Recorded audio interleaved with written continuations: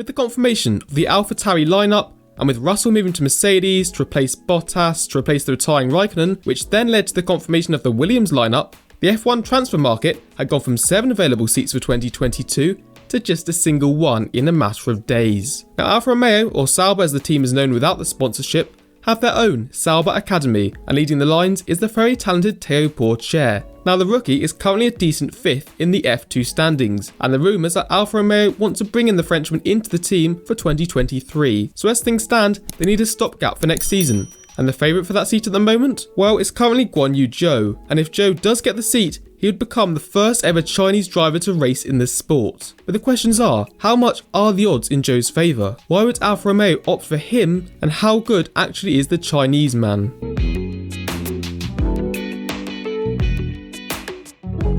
Whenever looking at drivers with nationalities from other continents than Europe, the first interesting thing to look at is their childhood, because unless your name's Nicholas Latifi, F1 drivers will start karting at an early age, with most racing in Europe. But that means if you're born in somewhere outside of Europe, you often got to make frequent journeys to the continent or make the hard decision to move away from your own country at an early age. Born in Shanghai, China, just before the turn of the century, more specifically the 30th of May 1999, Zhou fell in love with motorsport from an early age, as a result of attending the first ever Chinese Grand Prix when he was 5. Enjoying the thrill of watching cars race by at high speeds, Zhou's parents took him to a go-kart track, but interestingly, he was quite scared of the motorised vehicles at first. After a few slow laps, Zhou quickly found himself hooked with karting, and he would race every weekend and as much as he could after school. Quicker than most of the adults, Zhou decided that he wanted to do a career in racing. The only problem was China had only just hosted a first Grand Prix.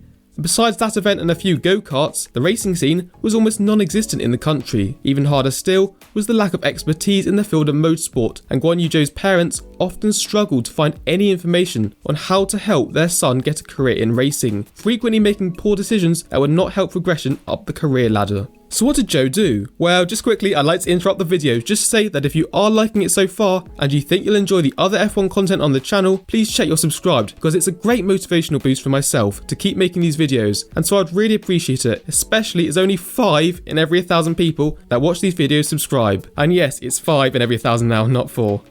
So anyway, in the end, the Zhou family made the hard decision to leave their homeland and travel almost halfway around the globe to the UK, the home of F1. Being on the same island as which the sport started, the karting scene would be much more competitive, and the path to getting to motorsport's top tier would be much more marked out. And look at F1's Britons at the moment. Hamilton, Russell and Norris are rated some of the best drivers on the current grid, so if you're at the top of the British karting ranks, you're most likely going to go far. But moving was a big risk for the Chinese driver. It's alright beating some adults in China that go every year or so to the karting, but if he got thrashed over in the UK, he would effectively have moved a long way and with a high financial cost for nothing. Add to this that Zhou had to leave all his friends behind and adapt to a new culture in Sheffield, a city with a population nearly 50 times smaller than Shanghai, all at the age of 12, makes the move even more impressive. And Chinese and English are vastly different languages. Just saying a sentence at a different pitch in Mandarin, for example, gives the sentence a completely new meaning. Not knowing any English meant Zhou couldn't understand much in class at all for the first year, and the Chinese racer not only faced a massive learning curve in karting to catch up, but in different school subjects as well, going from learning literally zero science in China to having to catch up on 12 years in England, for instance.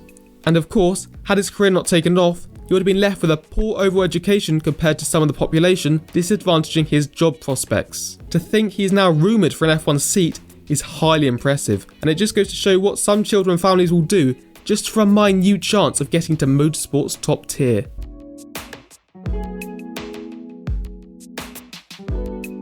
Despite his dedication to get to Formula 1, you need to ask whether Zhou is actually good enough to get there, and so it naturally makes sense to look at his career so far. Now sometimes when I'm watching videos of different drivers' careers, I find it can be quite easy to get lost, so I'll try and make this as clear as possible. Also, since I've fleshed out Zhou's younger life a lot more than I have for other drivers in other videos, I won't go into too much detail about his karting results, although I have put them, at least some of them, on screen here. I guess the first thing to notice is that his team was called Strawberry Racing. Yes, that has not been edited, although I have no idea why it's called that. Maybe the owner just opened up a dictionary and picked the first word he looked at, or maybe he just really loves strawberries. More importantly though, we can see that Zhou's had a really good 2013 season in the junior categories, but not a very good season the following year in the senior categories. The problem for Zhou was because he started a few things late, he was a bit on the back foot, and if he wanted any hope in F1, he was going to have to jump into single-seaters quickly. To put everything into context, Zhou was 15 at the end of that final karting year in 2014, while in that same 2014 year, 16-year-old Verstappen was testing F1 cars and then signing for an F1 team the following season. So Zhou made the jump into Formula 4 for 2015,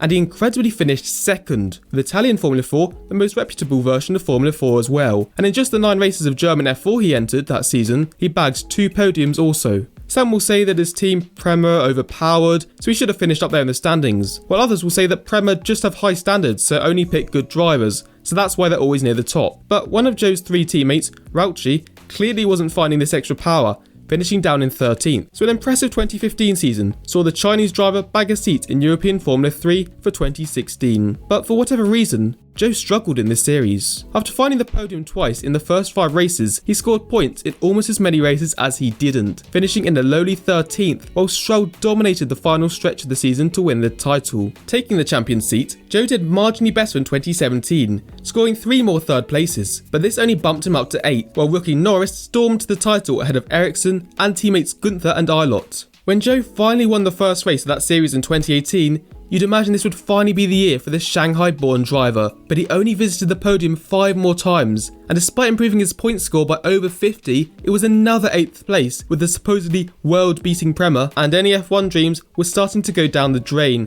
as teammate Schumacher this time took the title. Stagnating in European F3, Zhou fortunately managed to get a seat in Formula 2 with UNI Virtuosi, but his time with the team would surely be the last chance he would get if he were to make it to F1. He would need to be quick straight from the off, and he was. Zhou scored points, well 1 point in his first race, and then only just missed out being on the podium in 4th for race 2. In just race 5 he got his first podium, and then got another 4 podiums by the end of the season. Great consistency, including scoring points in all but 4 races in 2019, giving the Antoine Hubert Rookie Award. Zhou had joined the Renault Sport Academy in his first F2 2019 season, and with Renault now promoting him in 2020 to the Renault test driver position, and with the news early that year that Ricciardo had left Renault and that there was a space at the team for 2021, Zhou was fully pumped up and motivated for the F2 2020 season, and he went along and threw his car on pole for round 1 by nearly half a second around a very short Austrian track, and this is all equal cars, remember.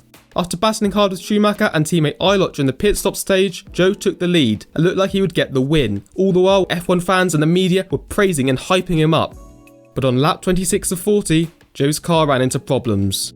Back down at the bottom end of the standings, and with Alonso confirmed to take the F1 opening for 2021, Zhou tried to push all the negatives away, getting 6 podiums across the season, including a win, as well as a whole raft of points.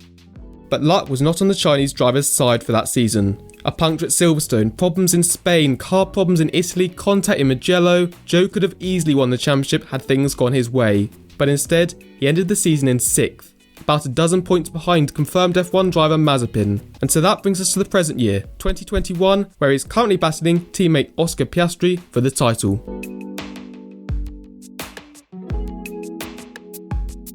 So does Zhou deserve to be in F1? Well, there's arguments on both sides. He's had to endure a tough start to his career, but he's risen up the motorsport ladder, and if he wins F2, surely there's no reason that he shouldn't be in F1. Right? Well, here's a look at Piastri's career. Despite having to mess around in UAE and British Formula 4, as well as Formula Renault for what I can only assume is financial reasons, as soon as Piastri had a chance to win Formula Renault Euro Cup, won. Next season F3, won. Next season F2, winning. Compare this to Zhou, 3 seasons in European F3, highest position of 8th, and now Zhou is entering a 3rd season in F2. So surely even if Piastri gets 2nd, it would make sense for Alfa Romeo to take him from a results perspective. However, it's rumoured that Zhou could have 30 million euros worth of sponsors with him, and that would make sense. China is a rapidly growing economy who are wanting to place themselves on the world stage. Even if Australian companies were investing lots in F1, they already have an Australian driver on the grid, and so don't need to look at junior drivers so much.